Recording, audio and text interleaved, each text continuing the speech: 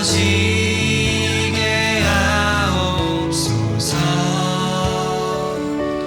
모든 사람의 마음과 교회와 가정에도 하나님 나라가 임하게 하여 주의 청년들이 예수의 꿈을 꾸고 이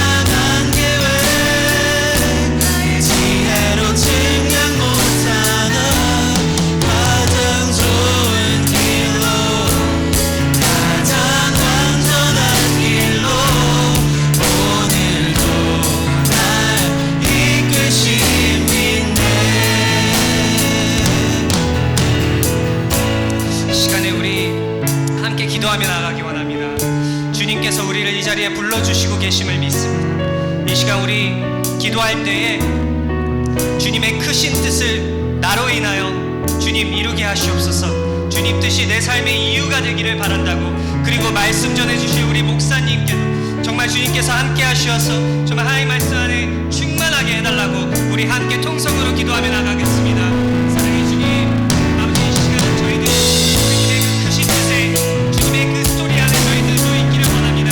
주님, 저희들이 사용받기를 원합니다. 아버지, 저희들의 부족함이 있지만 그 부족함도 주님의 완벽하신 계획 안에 사용하여 주시옵소서. 저희들 한 사람 한 사람 다 부족하지만 주님께서 그 부족함을 채워주시어서 정말 온전히 주님만을 바라보며 나아가서 이 세상 살아갈 때에 저희들 다른 것 다 내려놓고 오직 주님만을 의지하며 주님만을 바라보며 나아갈 수 있도록 아버지, 저희들 한 사람 한 사람 다듬어 주시고 인도하여 주시옵소서. 아버지, 세상에 주님 하나님의 정말 그 풍요가 퍼져나갈 때 하나님 아버지, 저희들이 그 역할을 충분히 해내는 하나님의 일꾼으로 성장해 주시기를 간절히 바랍니다. 아버지, 한 사람 한 사람 만나주시고 인도하여 주시옵소서.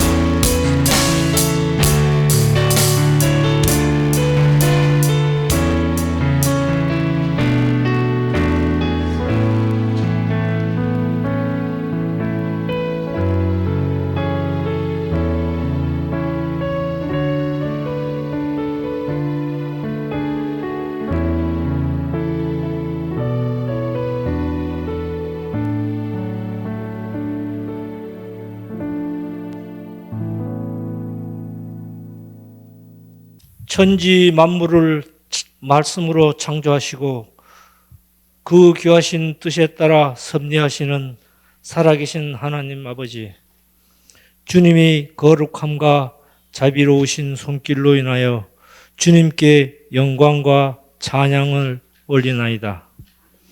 오늘 주님의 거룩한 전으로 불러내어 주시니 감사합니다.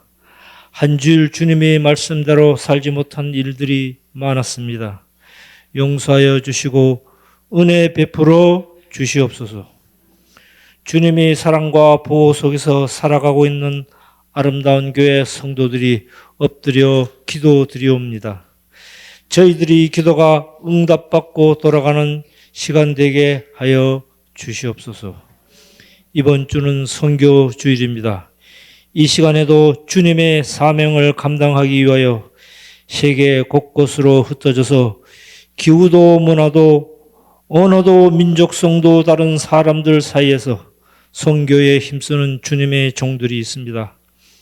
이들에게 용기와 지혜를 주시고 그 가정에 복의 복을 더하여 주시옵소서. 저희 교회도 선교의 미랄이 되게 하여 주시옵소서. 주님, 오늘도 주님의 말씀을 선포하시는 목사님께 능력의 전신갑주를 입혀 주시옵소서. 교회를 위하여 기도합니다.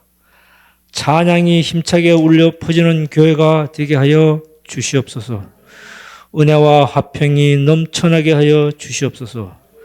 사랑과 하나님의 영광이 넘쳐나게 하여 주시옵소서.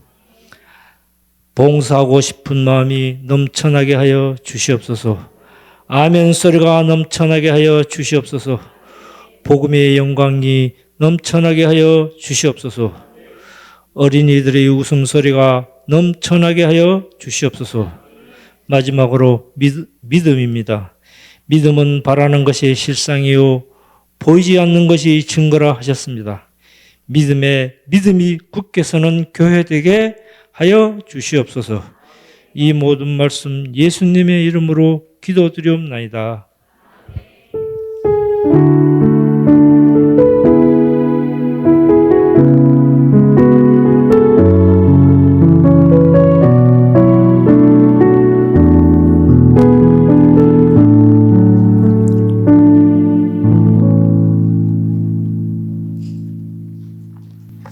오늘 하나님께서 우리에게 주시는 말씀은 사도행전 11장 5절에서 18절까지 말씀입니다.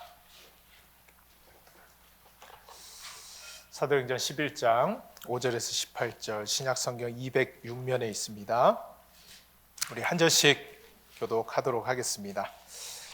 이르되 내가 욥바시에서 기도할 때에 황홀한 중에 환상을 보니 큰 보자기 같은 그릇이 내 귀에 매어 하늘로부터 내리어 내 앞에까지 드리워지거늘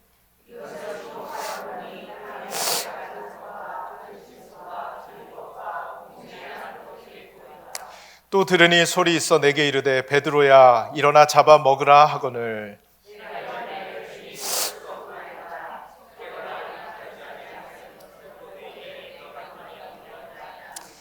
또 하늘로부터 두 번째 소리 있어 내게 이르되 하나님이 깨끗하게 하신 것을 내가 속되다고 하지 말라 하더라.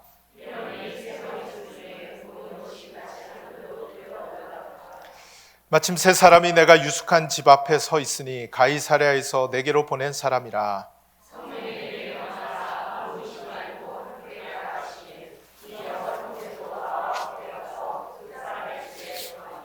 그가 우리에게 말하기를 천사가 내 집에 서서 말하되 내가 사람을 욥바에 보내어 베드로라 하는 시몬을 청하라.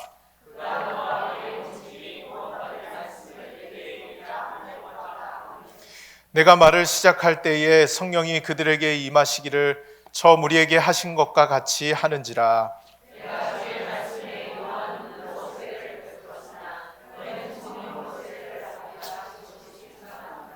그런즉 하나님이 우리가 주 예수 그리스도를 믿을 때에 주신 것과 같은 선물을 그들에게도 주셨으니 내가 누구이기에 하나님을 능히 맡겠느냐 하더라. 그들이 이 말을 듣고 잠잠하여 하나님께 영광을 돌려 이르되 그러면 하나님께서 이방인에게도 생명 얻는 회개를 주셨도다 하니라. 아멘. 할렐루야. 복음의 장벽을 허물라라는 제목으로 같이 말씀 나누도록 하겠습니다. 최근에 명품 가방이 하나 화제가 되었습니다. 명품 브랜드 중에 여러분 이름 들으면 아실 만한 브랜드인데요. 이 명품 중에 하나인 이 브랜드 중 하나의 가방 제품의 원가가 8만 원이라는 거예요. 8만 원. 근데 여러분 이 사실이 폭로가 되면서 큰 논란이 일었습니다. 근데 이게 얼마에 팔렸느냐? 한국 돈으로 385만 원이에요. 저는 4만 원으로 조사를 했는데요. 만 원 더 비싸졌어요. 네. 385만 원에 팔렸다는 거예요. 8만 원짜리 원가가 385만 원. 근데 여러분 이게 기사로 폭로되어서 그렇지 한번 생각해 보세요. 재료비, 인건비, 물론 디자인 값도 포함이 되어야 하겠지만 실제 만드는 데 들어가는 비용은 어쩌면 너무나 당연한 비용 아니겠습니까? 사실은 놀랄 만한 일이 아니겠죠. 가방 하나 만드는 거 8만 원. 그런데도 사람들은 어떻습니까? 사고 싶어 하죠.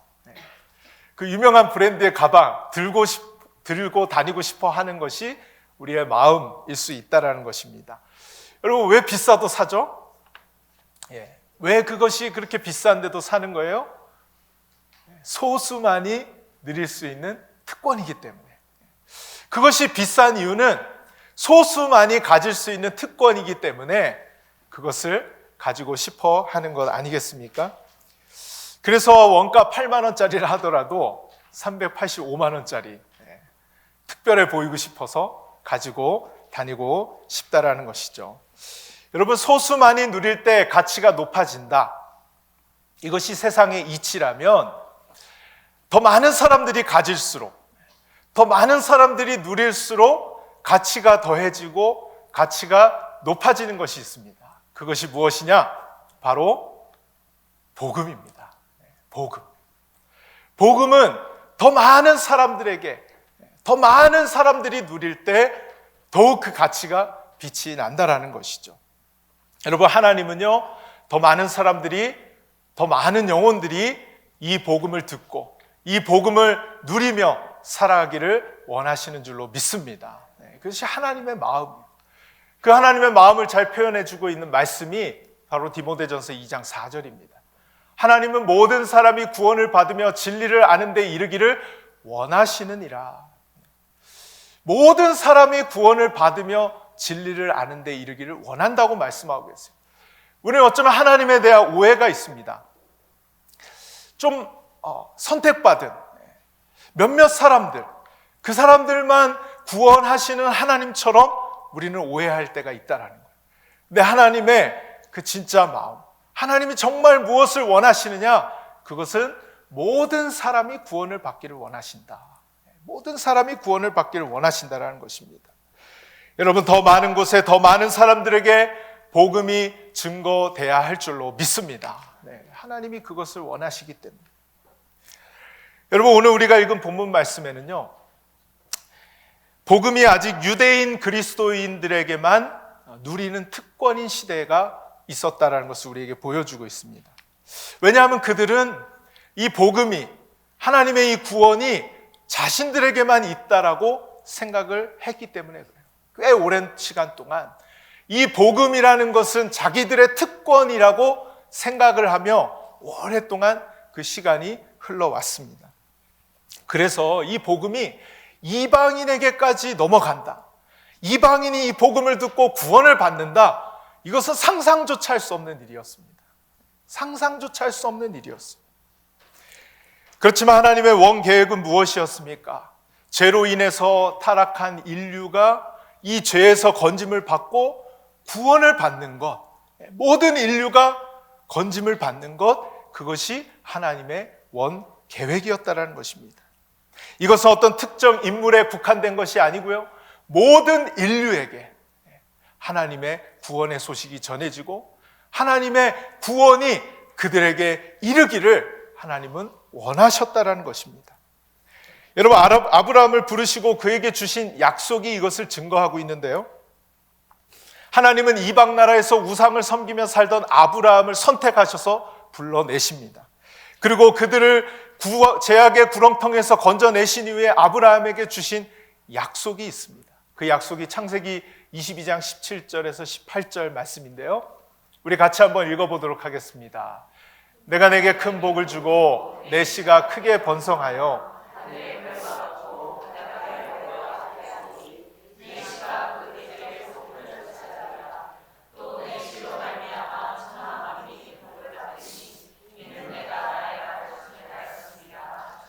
하니라. 아멘. 여러분, 하나님이 이 아브라함을 건져내시고 복을 약속하시는데, 이 복을 약속하실 때 중요한 단어가 하나 있습니다. 천하 만민이 복을 받을 것이라는 거예요. 근데 뭐로 말미암아 받게 되느냐? 이게 빠지면 천하 만민이 복을 못 받는 거예요. 그러니까 이것이 가장 중요한 이 약속인데요, 그것이 내 씨라는 것입니다. 내 씨. 내 씨로 말미암아 천하 만민이 복을 받을 것이라는 것을 아브라함에게 약속을 하셨어요. 여러분, 여기서 내 씨가 누구를 의미하는 것일까? 아브라함의 아들 이삭일까요? 이삭의 아들 야곱일까요? 이 아브라함의 씨, 내 씨, 이 단수로 쓰여진 이 씨가 누구를 의미하냐라는 거예요. 그것을 갈라디아서 3장 16절에서 말씀하고 계신데요, 이 약속들은 아브라함과 그 자손에게 말씀하신 것인데 여럿을 가리켜 그 자손들이라 하지 아니하시고 오직 한 사람을 가리켜 내 자손이라 하셨으니 곧 그리스도라. 그리스도라. 바로 내 씨는 누구를 의미하느냐? 예수 그리스도를 의미하는 것이었습니다. 이미 2000년 전, 예수님이 태어나기 전 2000년 전에 아브라함에게 주신 약속에 내 씨로 말미암아 천하 만민이 복을 받을 것이라는 약속을 주실 때 이미 예수 그리스도로 말미암아 복을 아브라함에게 약속하셨다라는 것입니다. 여러분, 그래서 이 구원은 유대인만 받는 것이 아니라 모든 인류가 이 예수 그리스도를 통해서 구원을 받게 될 것이라는 것을 아브라함에게 이미 약속으로 주셨다라는 것이죠. 여러분, 그 약속이 2000년이 지난 후 정말 이루어지기 시작합니다. 베드로가 설교를 했는데 3000명이 예수를 믿는 역사가 일어납니다. 그 다음 5000명이 예수님을 믿게 되는 역사가 일어나는데, 그때까지 대부분의 이 예수님을 믿었던 사람들은 유대인들이었어요. 이제 하나님께서는 복음이 이 유대인에 머물지 않고 이방인에게까지 넘어가기 원하시는 그 작업을 시작하고 계십니다. 왜냐하면 그것이 하나님의 원래 계획이었기 때문에 그렇습니다. 여러분, 근데 이 과정이 순탄치가 않았어요.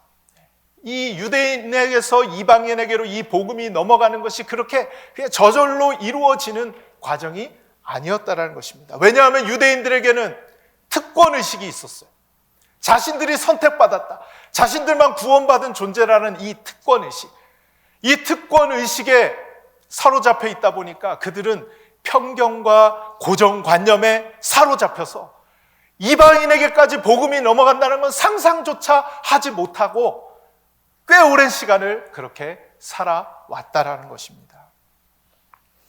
그래서 하나님은요, 이 유대인들이 가지고 있는 편견과 고정관념을 깨트리는 작업을 하나님이 직접 펼쳐 가시기 시작합니다. 그 사건이 바로 오늘 우리가 읽은 고넬료와 그의 가정이 세례를 받는 사건입니다.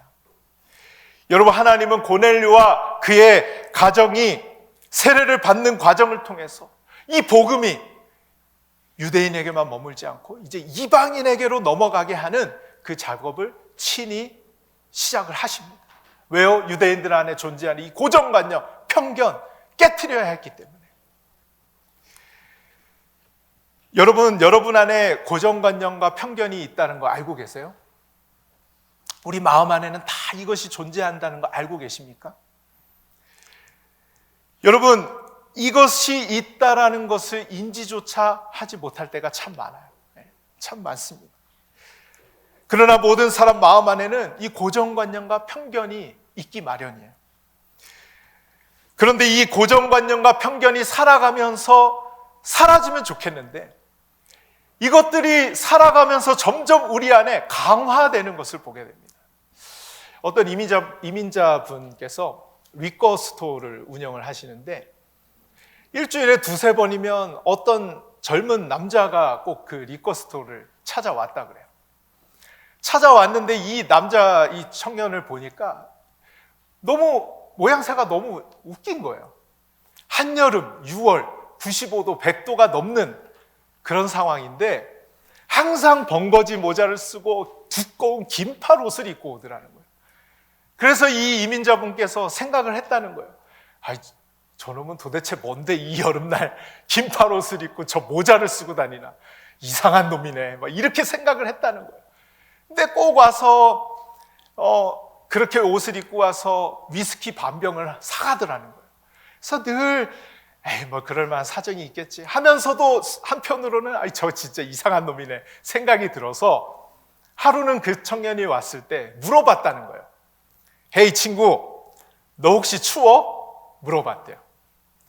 갑작스럽게 질문을 하니까 이 친구가 눈이 커져가지고 대답을 못 하더라는 거예요. 갑자기 질문해서 미안한데 너 이 더운 날 도대체 모자랑 긴팔 옷을 왜 이렇게 덥게 입고 다니느냐는 거예요. 궁금해서 못 참아가지고 물어본 거예요. 그랬더니 이 친구가 하는 얘기가 나는 이 근처 냉동창고에서 일을 하는데 너무 추워가지고 긴팔 옷을 안 입으면 살아남을 수가 없다고. 그리고 원래 일하면서 술을 먹으면 안 되는데 너무 추워서 이 사장님께 허락을 받고 조금 몸을 덮일 목적으로 이걸 사가는 거라고 얘기를 하더라는 거예요. 여러분, 이 이야기를 들으면서 무슨 생각이 드셨어요? 이 주인은 자기가 얼마나 편견을 가지고 있었는지, 자기 기준으로 생각했었는지를 돌아보게 되었다라는 그 이야기를 제가 본 적이 있습니다. 왜 한 번도 이 친구가 일하는 환경 때문에 그렇게 입고 왔을 거라는 생각은 해보려고 하지 않았는지, 부끄러웠다라는 거예요, 자신이. 여러분, 편견이 그렇습니다. 우리 안에 있는 이런 편견이 있는데 이 편견은 누가 만들어낸 것이에요? 내가 만든 거예요. 내가 만든 그 편견, 기준이 뭐예요? 내가 기준이에요. 그래서 우리는 그 기준과 그 내가 만들어낸 생각들로 다른 사람을 판단하고 다른 사람들에 대해서 생각할 때가 많더라는 것입니다. 여러분, 어제 새벽에도 우리가 나눈 말씀이 나아만 장군에 대한 이야기였습니다. 여러분, 나아만 장군이 한센병에 걸립니다. 여러분, 한센병을 이제 고치러 엘리사 앞에 옵니다. 여러분, 엘리사가 이제 고쳐주려고 하는데 요단강에 가서 몸을 씻으라는 거예요. 그런데 이 나아만 장군이 화가 났어요. 아니, 깨끗한 강도 많은데 하필이면 저 더러운 요단강에 가서 몸을 씻어야 되냐라는 거죠. 나아만 장군이 이야기하는 말씀이 그겁니다. 내 생각에는 그가 내게로 나와서서 그의 하나님 여호와의 이름을 부르고 그의 손을 그 부위 위에 흔들어 나병을 고칠까 하였도다. 자기 생각에는 엘리사가 와서 그 부위에 손을 얹고 낫게 해줘야 된다라고 생각했던 거예요. 내 생각 때문에 여러분 병이 나을 수 있는 그 절호의 기회를 놓칠 뻔한 나아만이었다는 것입니다. 여러분, 우리 안에는 이렇게 내 생각, 내 기준, 내 판단, 내가 만들어낸 그런 것들이 존재해서 이것들을 깨부수기가 그렇게도 힘이 들더라는 거예요. 여러분, 오늘 하나님께서 유대인들 안에 있는 이 편견과 고정관념, 자기들만이 구원받은 선택받은 사람들이라고 오랫동안 생각해왔던 이 편견, 고정관념을 하나님이 깨트리십니다. 왜 하나님이 하시겠어요? 인간의 힘으로는 안 되니까. 인간의 힘으로 안 되니까 하나님이 친히 그것을 깨트리기 시작하십니다. 이것을 깨트리기 위해서 이제 사건들을 이어가시는데요. 이게 장면이 한 5가지 사건들이 이렇게 이어지는데요. 첫 번째 사건은 고넬료에게 먼저 하나님의 사자가 나타납니다. 하나님의 사자가 나타납니다. 이 고넬료라는 사람은 가이사랴에 살고 있던 경건한 사람이었습니다. 군대의 백부장이기도 했는데요. 이 사람은 하나님을 경외하고 백성을 많이 구제하고 하나님께 항상 기도하던 사람이라고 했습니다. 이 사람이 어느 날 환상을 보는데 하나님의 사자가 나타납니다. 이 사람의 이름을 부릅니다. 욥바에 가면 베드로가 있는데 어디까지 위치를 정확히 알려주면서 거기 사람을 보내서 베드로를 초청하라는 거예요. 복음을 들으라는 겁니다. 그래서 세 사람 택하여서 베드로에게 보내게 됩니다. 그리고 이틀 후에 베드로가, 이제 여기는 욥바의 베드로예요. 베드로가 환상을 하나 보게 되는데 내 보자기에 이 모서리마다 이렇게 묶여져서 끈으로 보자기가 내려왔는데 이 보자기에는 뭐가 들어있었느냐? 각종 4발 가진 짐승과 기는 것과 공중에 나는 것들이 들어있었어요. 이걸 하나님이 보여주시면서 소리가 들리는데 베드로야 일어나 잡아먹으라 하는 거예요. 그때 베드로가 대답하기를 주여 이거 먹을 수 없습니다. 이 더러운 걸 제가 어떻게 먹습니까? 저는 이 더러운 거 한 번도 먹어본 적이 없습니다. 근데 여러분 이렇게 얘기할 수밖에 없었던 것은 레위기에 하나님이 먹을 수 있는 깨끗한 음식과 먹을 수 없는 더러운 음식을 구분을 하셨거든요. 그래서 더러운 것은 먹지 말라라고 말씀하셨기 때문에 베드로는 여기 중에 더러운 거 먹지 않아 지금까지 안 왔거든요. 그러니까 먹을 수가 없었던 거예요. 그런데 하나님이 말씀하시는 거예요. 다시 하늘에서 소리가 들리는데 하나님께서 깨끗하게 하신 것을 내가 속되다 하지 말 것이니라. 이렇게 말씀을 하시는 거예요. 하나님께서 깨끗하게 하신 것이라는 거예요. 그런데 네가 뭔데 그것을 속되다고 더럽다고 그렇게 얘기할 수 있느냐? 하나님이 그것을 음성으로 들려주시는 것입니다. 여러분 베드로는 이 일을 3번이나 더 경험하는데 이 환상이 무슨 의미인지 알 수가 없었어요. 그런데 그때 밖에서 똑똑똑 문을 두들기는 거예요. 그 고넬료가 보낸 그 3사람이 베드로를 찾아오게 됩니다. 그러면서 우리 집에 가자는 거예요. 그때 다시 음성이 들리기를 같이 가라는 겁니다. 그래서 베드로가 이 3사람을 따라서 고넬료의 집에 가게 되고 이 고넬료와 그 가족들에게 세례를 베풀어 주게 됩니다. 여러분 놀랍게도 그곳에 성령이 임하는 것을 똑똑히 보았어요. 그러면서 그들이 방언을 하고 하나님을 높이고 이방인들이 성령을 받는 것을 두 눈으로 똑똑히 보게 된 거예요. 그러면서 성령이 임했는데 우리가 물로 세례를 주지 않을 수가 없다 하면서 이방인에게 세례를 처음으로 베푸는 장면이 바로 이 고넬료가 세례를 받는 장면입니다. 이것이 사도행전 10장의 말씀이고 오늘 우리가 읽은 말씀이 사도행전 11장이거든요. 여러분 무슨 영화 드라마 한 편을 보는 것 같으세요? 이제 11장으로 넘어왔습니다. 이 소식이 예루살렘에 전해졌어요. 그랬더니 유대인들이 난리가 난 거예요. 너 어떻게 그 더러운 이방인들과 함께 있을 수 있었냐는 거예요. 그러면 안 된다라는 거예요. 유대인들이 난리가 났습니다. 그때 베드로가 아니다. 그가 보고 체험한 것을 이 유대인들에게, 예루살렘 교회 지도자들에게 이 사실을 다 알려주었어요. 이 말을 들은 예루살렘에 있던 유대인들과 특히 예루살렘 교회 지도자들이 무엇이라고 고백했느냐? 그 말씀이 오늘 우리가 읽은 18절 말씀인데요. 같이 한번 읽어보겠습니다. 그들이 이 말을 듣고 잠잠하여 하나님께 영광을 돌려 이르되 그러면 하나님께서 이방인에게도 생명 얻는 회개를 주셨도다 하니라. 아멘. 이게 놀라운 인정이에요. 지금까지 한 번도 상상할 수 없었고 지금까지 한 번도 생각해보지 못한 그 고정관념과 편견을 벗어나는 그 놀라운 역사적인 순간, 그 고백을 그들이 하였다라는 것입니다.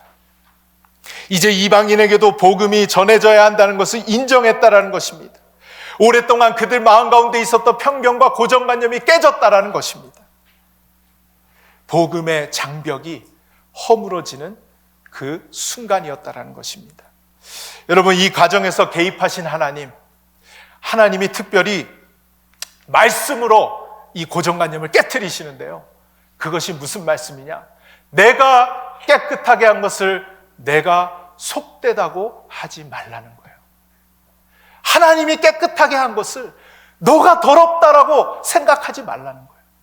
하나님은 얼마든지 구원할 수 있고 하나님은 얼마든지 새 사람으로 변화시킬 수 있는 능력을 가진 하나님인데 너가 너 마음대로 생각해서 그 사람 틀렸다, 그 사람 나쁘다 이렇게 판단하지 말라는 거예요.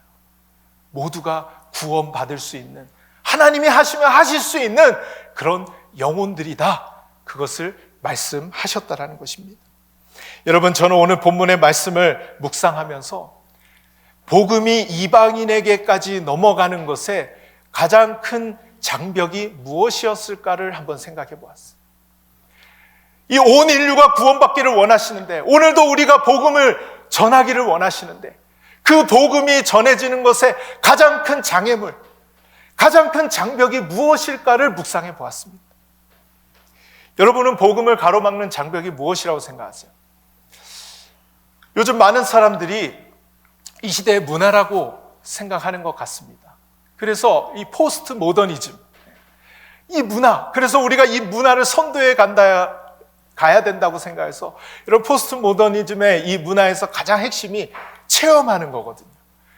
그래서 말씀도 체험해야 되고 예배도 체험해야 되고 느껴야 되고 감동을 받아야 되고, 그러다 보니까 교회들이 이 포스트 모더니즘에 맞춰서 무대 조명, 최고의 음향시설, 현란한 악기 연주, 분위기를 그럴싸하게 만들어 놓고 체험할 수 있는 예배들을 마련해 가고 있는데, 저는 한번 생각해 보았어요. 과연 그렇게 해놓는다 할지라도 거기 불신자들이 몇 명이나 그 예배에 참석할 수 있을까? 과연 그곳에 불신자들은 몇 명이나 그 예배에 들어가 있을까? 한번 생각해 보게 되었습니다. 여러분, 복음을 가로막는 장벽이 무엇이라고 생각하세요? 혹자는 과학이라고 얘기를 합니다. 이 과학이, 테크놀로지가 이 복음이 이제 전해지는 것에 장벽이 되었다라는 거예요. 어떤 사람은 이성이라는 거예요. 인간 이성 때문에 이제 복음이 전해지지가 않는다라는 거예요. 여러분, 오늘 말씀을 통해 복음을 가로막는 가장 큰 장벽은 바로 나라는 사실을 깨닫게 됩니다. 바로 나라는 거예요. 그 어떤 것도 아니라 바로 나 자신이 복음을 가로막는 가장 큰 장벽이라는 것을 오늘 말씀을 통해서 깨닫게 되는 것입니다. 여러분, 오늘 예배를 마치고 나갈 때 하나님, 복음을 가로막는 장벽은 그 어떤 것이 아니라 바로 나였습니다. 바로 내가 복음을 가로막고 있던 자였습니다. 그렇게 고백하며 나아갈 수 있는 저와 여러분 될 수 있기를 주님의 이름으로 축원드립니다. 여러분에게 한 가지 질문을 던져볼게요.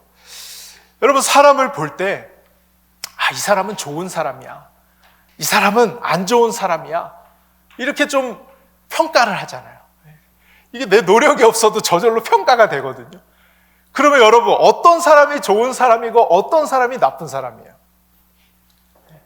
속으로 막 생각하고 계시죠? 어떤 사람이 좋은 사람이고 어떤 사람이 나쁜 사람이냐는 거예요. 기준이 뭐냐라는 것입니다. 여러분, 우리 안에는 알게 모르게 틀을 정해놓고 이 사람은 좋은 사람, 이 사람은 나쁜 사람. 근데 재밌는 거는요, 내가 내 기준으로 나쁜 사람이라고 생각하는 그 사람은 어떤 누구에게는 좋은 사람인 거 아세요? 도대체 좋은 사람과 나쁜 사람을 가르는 기준이 뭐냐라는 거죠. 이것이 우리의 딜레마입니다. 여러분, 모범생과 날라리가 있었대요. 모범생과 날라리가 지각을 했는데 똑같이 지각을 한 거예요. 선생님이 모범생에게는 어제 밤새워 공부했나 보구나 라고 얘기를 했대요. 근데 날라리에게는 짜시가 어제 뭐 하다가 이제 와 그렇게 얘기를 했다는 거예요. 그리고 이 두 사람이 둘 다 수업 시간에 코피를 흘렸다는 거예요. 모범생에게는 야, 너 어제 밤새 공부하느라 코피가 나는구나. 근데 이 날라리에게는 야 임마, 너 어제 밤새 뭐 했길래 코피를 흘려? 그랬다는 거예요. 그리고 모범생과 날라리가 똑같이 성적이 올랐대요. 그랬더니 모범생에게는 잘했구나, 하지만 자만하지 말고 더 열심히 하렴. 근데 날라리에게는 너 누구 거 뺏겼어? 그랬다는 거예요. 여러분, 이런 걸 편견이라고 하는 거예요. 편견. 한쪽으로 기울어진 생각입니다. 우리 안에는 내 마음대로 내 잣대를 가지고 모든 것을 판단하는 그런 편견과 고정관념이 있다라는 거예요. 그래서 사람들을 내 기준으로 틀을 만들어 놓고 내 기준과 내 생각으로 좋은 사람, 나쁜 사람으로 가를 때가 많더라는 거예요. 여러분, 교회 안에서 예를 들면요, 관계 문제로 많이 힘들어 하세요. 사실 그게 제일 힘든 부분입니다. 교회뿐만 아니라 가정, 회사 다니는 사람들 어려운 문제 토로하는 걸 들어보면 관계 문제. 근데 여러분, 관계 문제로 힘들면 어떻게 해요? 다른 교회 가죠. 다른 교회 가요. 근데 다른 교회 가는데 다른 데 간다고 해서 여러분 해결될까요? 이게 너무 뻔한 얘기인 것 같지만 근데 다른 데 간다고 해결이 안 돼요. 내가 여기서 내 안에 만들어 놓은 기준으로 틀을 만들어 놓고 좋은 사람, 나쁜 사람, 여러분, 내 안에 그 틀이 깨지지 않는 이상 거기 가면 나쁜 사람 또 있습니다. 그 사람이 나빠서가 아니라 내 안에 이미 나쁘다라고 정해놓은 그 틀이 그 사람을 나쁜 사람으로 만들기 때문에 그렇습니다. 그렇기 때문에 우리 안에 이 틀, 이 편견, 이 고정관념이 깨지지 않는 이상 어딜 가나 여러분 똑같이 그 문제를 직면하게 되실 거라는 거예요. 오늘 하나님께서는 우리 안에 이 고정관념과 편견을 깨트리기를 원하십니다. 하나님이 우리에게 진정 원하시는 것이 바로 그것이라는 거예요. 이것이 깨어질 때 우리는 복음의 장벽, 복음의 장애물로 살아가는 것이 아니라 복음의 통로로 살아가게 되는 줄로 믿습니다. 이걸 깨트려야 된다는 거예요. 여러분, 저는 사람들이 교회에 오는 것을 누가 막았느냐? 사람들이 예수 믿는 것을 누가 막았느냐? 바로 나라고 생각해요. 바로 나. 이 깨달음이 없이는 점점 교회는 힘들어질 거예요. 저는 이 아름다운 교회뿐만 아니라 한국교회, 미국에 있는 이민교회, 오늘 말씀이 던져주는 메시지가 강력하게 적용되어야 한다고 생각해요. 누가 복음을 막는 장애물이었는지 그 문제 앞에 내가 바로 복음을 막는 장애물이었습니다. 내가 가정의 복음을 막는 장애물이었습니다. 내가 교회의 복음을 막는 장애물이었습니다. 이것을 고백하며 회개하는 역사가 일어날 때 우리 교회는 다시 한번 이 복음을 세계 열방 가운데 나타내는 귀한 하나님의 도구로 사용될 줄로 믿습니다. 그렇다면 우리 아름다운 교회는 어떻게 해야 하는가? 이 복음이 복음의 통로로 쓰임받기 위해서 어떻게 해야 하는가? 첫 번째로 교회 공동체 안에서 형제 자매들을 내 생각과 기준으로 판단하지 말라는 거예요. 우리 교회 공동체 안에서 형제 자매들을 내 생각과 기준으로 판단하지 말라는 거예요. 여러분, 어떤 새신자가 교회를 처음 나갔다고 합니다. 우리 교회 이야기는 아닌데요, 제가 들었어요. 이 새신자가 교회를 처음 나갔는데 이 사람이 특별히 내향적인 성격이었대요. 내향적인 성격. 먼저 내향적인 성격들은 먼저 다가가거나 먼저 막 이렇게 친하게 지내자고 한다거나 이런 걸 잘 못하잖아요. 그래서 이분이 내향적인 성격인데 교회를 처음 나가보니까 뭔가 자기하고는 잘 안 맞는 것 같은 느낌이 들었다는 거예요.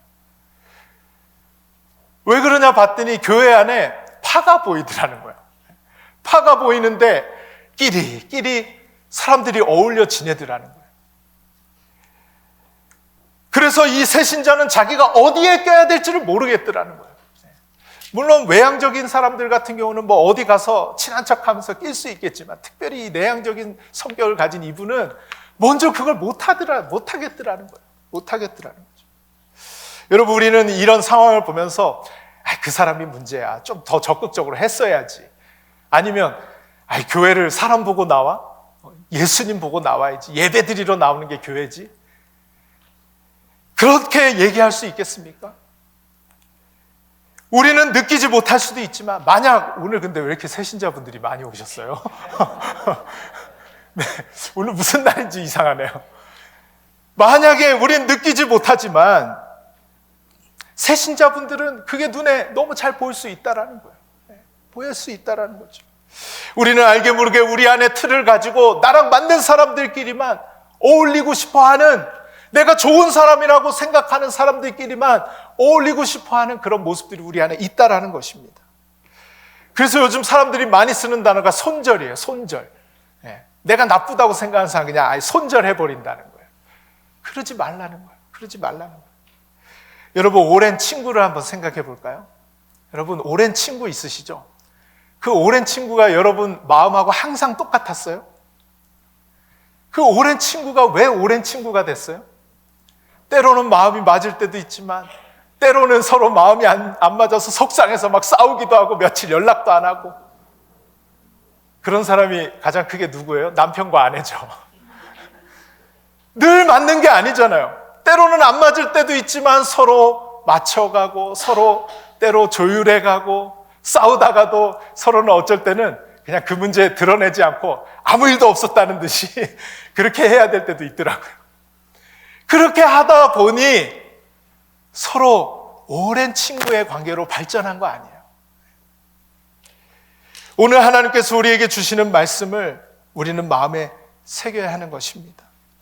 하나님이 깨끗하게 하신 것을 내가 속되다고, 더럽다고, 틀렸다고 하지 말라는 것이.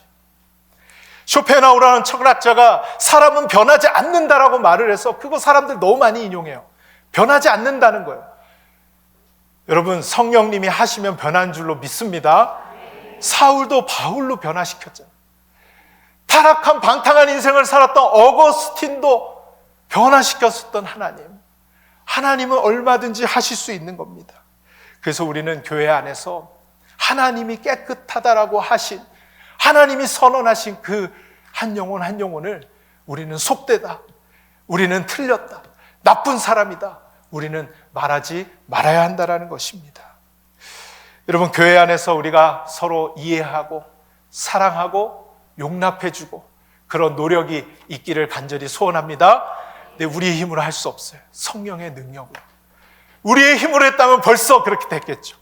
성령의 능력으로만 이것이 가능한 줄 알고, 여러분, 기도하시면서 성령의 능력으로 우리 교회를 그런 아름다운 교회로, 복음의 능력이 나타나는 교회로 만들어갈 수 있는 저와 여러분 될 수 있기를 간절히 소원합니다. 두 번째, 열린 마음으로 세상에 나가라는 거예요. 열린 마음으로 세상에 나아가라. 조정민 목사님 여러분 잘 아시죠? 이분이 간증하는 거 한번 들었는데요. 이분이 직장 생활을 하셨잖아요. MBC 대표까지 하셨던 분인데, 이분이 예수 믿기 전에는 직장 나간 게 돈 버는 게 목적이었다는 거예요. 그러니까 부하 직원들이 실수를 하거나 말을 안 듣거나 그러면 호되게 막 혼을 내고 막 혼줄을 빼놨다는 거예요. 막 뭐라 그러고, 너 우리 회사에 차질을 준, 돈 못 벌게 한, 손해를 본 사람이라고 막 뭐라고 했다는 거예요. 그런데 예수를 믿고 이제는 돈 벌려고 직장에 나가는 것이 아니라 자기가 사람을 낚는 업으로 직장에 나간다는 거예요. 이제 목적이 달라진 거예요. 그래서 사람을 낚는 업으로 직장을 나갔는데 이제 부하 직원들이 똑같이 실수하고 잘못하잖아요. 예전 같으면 막 혼내고 그랬을 텐데 불러다가 밥을 사줬대요. 밥을 사주면서 너 요즘 힘든 거 있어? 어려운 거 있어? 물어봤다는 거예요. 근데 어김없이 그 부하 직원들이 요즘에 가족 문제로 힘든 게 있다고, 자녀 문제로 힘든 게 있다고, 남편과 아내 문제로 힘든 게 있다고 어김없이 그렇게 얘기를 하더라는 거예요. 어김없이 문제가 있더라는 거예요. 그러면서 이전까지는 그런 생각도 못 해보고 살았는데 직원들을 이해해 보려고는 안 하고 얼마나 자기 생각대로 얘는 왜 이런지 이것도 못하는지 그렇게만 했는데 이제는 그들을 이해하고 그들을 위로해주고 그들에게 복음을 전하는 통로로 쓰임받게 되더라는 그런 이야기를 보게 되었습니다. 여러분, 우리가 세상에 나가면요, 기독교라는 이름으로 얼마나 많은 잣대를 가지고 살아가는지 몰라요. 바리새인과 서기관들처럼 우리 안에는 얼마나 많은 잣대가 있는지 몰라요. 이건 선하고 이건 악하다는 잣대가 있는지 몰라요. 그런데 그거를 열린 마음으로 내려놓아야 한다는 것입니다. 왜 그렇게 해야 되느냐? 우리가 바로 죄인 되었을 때에 구원받은 자들이기 때문에 그래요. 바리새인과 서기관들, 유대인들도요, 그들이 자격이 있어서 구원을 받은 것이 아니라 죄인 되었을 때에 구원을 받은 자들이기 때문에 우리는 열린 마음으로 사람들을 대해야 된다는 것입니다. 로마서 4장 11절 우리 같이 한번 읽어보겠습니다. 그가 할례의 표를 받은 것은 무할례의 시에 믿음으로 된 의를 인친 것이니 이는 무하자로서 믿는 모든 자의 조상이 되어 그들도 의로 여기심을 얻게 하려 하심이라. 아멘. 유대인들이 그렇게 자기들의 특권의식이라고 생각했던, 아브라함이 선택받았기 때문에 자기들도 선택받았다라고 생각했던 그것을 사도 바울이 무너뜨리는 거예요. 야, 너희의 조상 그 아브라함도 죄악 가운데 있을 때 죽어 마땅한 그 영혼을 내가 선택해서 구원했어. 너희들이 자격이 있어서 구원한 게 아니야. 너희들도 죄인인데 너희들을 내가 먼저 사랑해서 구원했어. 그런데 너희들이 무슨 자격으로, 무슨 특권으로 아직 예수님을 모르는 사람들을 정죄하고 판단하냐고, 그렇게 지금 이 로마서 말씀을 통해서 이야기를 하고 있는 것입니다. 사랑하는 여러분, 우리도 죄인이었을 때 용서받고 사랑받은 존재임을 기억하며 예수님을 모르는, 그 사랑을 모르는 사람들, 그 사람들에게 나아가 이 복음을 전할 수 있는 저와 여러분 될 수 있기를 간절히 소원합니다. 베드로의 이 마지막 고백, 여러분 실제적으로 여당이면 어떻고 야당이면 어떻습니까? 복음의 능력으로 이런 것 우리 상관없습니다. 근데 이 문제로 얼마나 많은 사람들이 갈라지는지 몰라요. 우리는 이걸 초월해야 되잖아요. 지역이 다르면 어때요? 제가 사실 구체적으로 어디 지역을 두 군데를 언급했는데 여러분들 다 어딘지 알 거예요. 지역이 다르면 어때요? 피부 색깔이 다르면 어떻습니까? 생각하는 것이 나랑 좀 다르면 어때요? 마지막으로 트럼프는 어떻고 바이든이면 어떻습니까? 복음의 능력이 있지 않습니까? 복음의 능력. 여러분, 베드로가 말하기를 17절에 그런즉 하나님이 우리가 주 예수 그리스도를 믿을 때에 주신 것과 같은 선물을 이방인들에게도 주셨으니 내가 누구에게 하나님을 능히 맡겠느냐. 그 앞에 항복할 수밖에 없어요.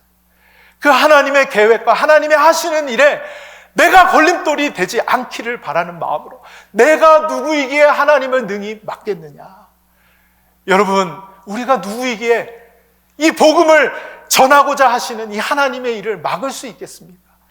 여러분, 우리가 이번 한 주도 이 복음의 장애물, 장벽으로 하나님의 하시는 일을 막는 자로 살아가는 것이 아니라 하나님의 하시는 일을 이 축복의 통로로, 복음의 통로로 하나님의 하시는 일을 흘려보낼 수 있는 저와 여러분 되시기를 주님의 이름으로 축원드립니다. 축원드립니다.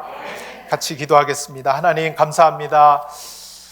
오늘 말씀을 통하여 복음을 가로막는 장벽은 환경도 아니요, 문화도 아니요, 이 시대의 사조도 아니요, 바로 나 자신임을 깨닫게 하여 주심을 감사를 드립니다.